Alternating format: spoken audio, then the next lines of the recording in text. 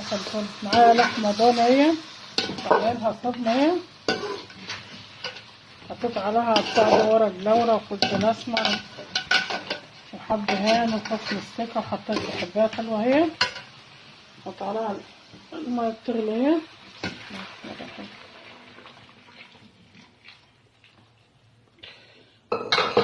يا حبايبنا. هحط حبة مية برضه ازودها. هي لحمة كده لحمة ضاني بعظمها اهي. اللحمة كانت عجوزة على سكر صغير اهي.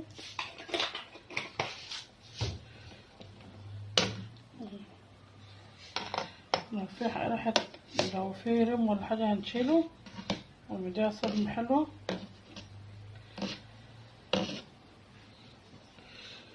يا حبايبنا هنرجع معاكم تاني، هنعمل معاكم رز بسمتي، بس هعمله طبعا من غير اللحمة. كنت عاوزة احط على في الحلة اللي فيها اللحمة كده ما اللحمة تستوي، بس على عاوز اكل منه هو مبيحبش اللحمة. وهعمل كتف فرخة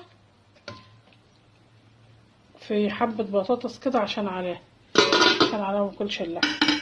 هوطي عليها حبايبنا كده تستوي على مهلة، وحبة كده هنرجع معاكم تاني واحنا بنعمل الرز البسمتي وبنعمل بطاطس في الفرخة اهي. دي فرخة تسمين.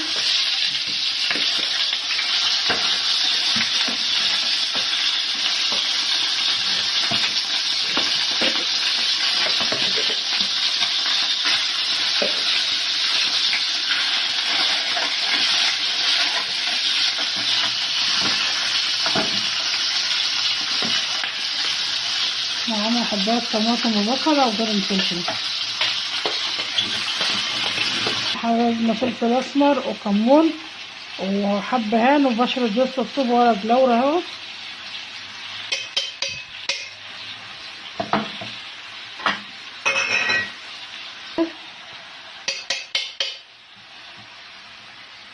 اديها صدمة حلوة كده، هنقلبها كده وكده.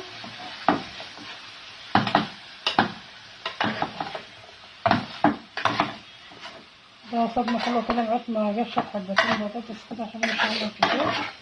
هنعمل ده عشان خاطر عليها مش ياكل من اللحمة زكي.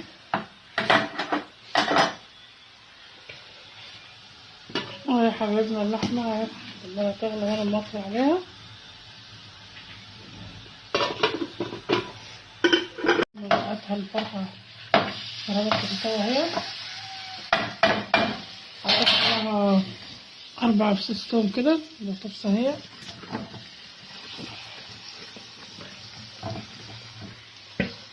هنخلي الأستاذ علاء مشينا على كيف عاوز يعمل له اللي هو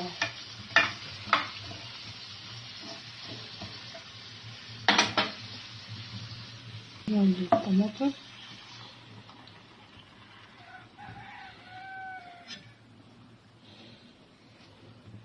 احنا حاطين التوابل بتاعتها بس هنزودها حاجات بسيطة كده. هشطف بس الدرج وحطه طماطم وحط عليها حبة فلفل سمرا حبة كمون كمان.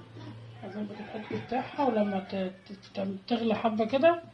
هي الفرخة استوت بس عشان البطاطس استوى حبة كده عشان اسويها وبعدين بحمرها بس تحت الشبكة من فوق كده. حبايبنا فضلوا الغدا معانا. عملنا فراخ بالبطاطس، صينية البطاطس عشان علاء ما باكلش من اللحمة. وعملنا اللحمة الضاني بعضها كده.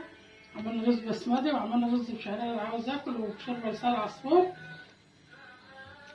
وخيار وفلفل.